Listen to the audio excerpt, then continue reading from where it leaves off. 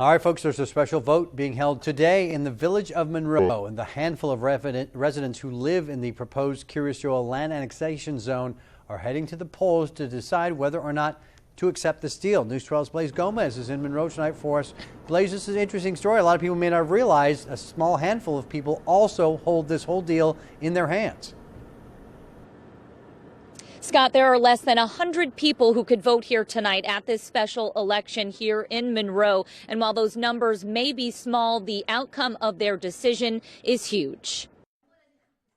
One by one, Monroe voters cast their ballots Monday. I'm voting yes. In a special election for registered voters living in the 164-acre area up for annexation into the Hassidic village of Kiryas Joel. I don't like too much people around me, but it's good, whatever it is. 91 people in total are registered to vote yes or no on the highly debated land deal, according to town officials. And we saw some of them at the polls at the Ashes Heil Women's Center on Chevron Road.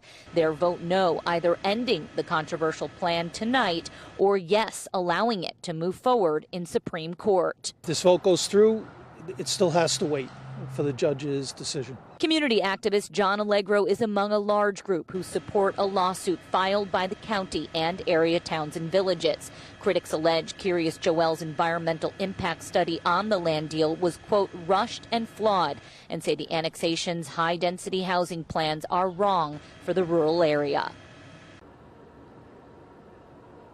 Kiryas Joel leaders say that environmental impact study was thorough and included hundreds, thousands of public comments. Now, as for this vote here tonight, we will be inside as the decision comes in, and we'll have the latest for you at 10 o'clock. We're in Monroe. Blaise Gomez, News 12. A lot riding on a small number of people. Blaise, thanks very much for that.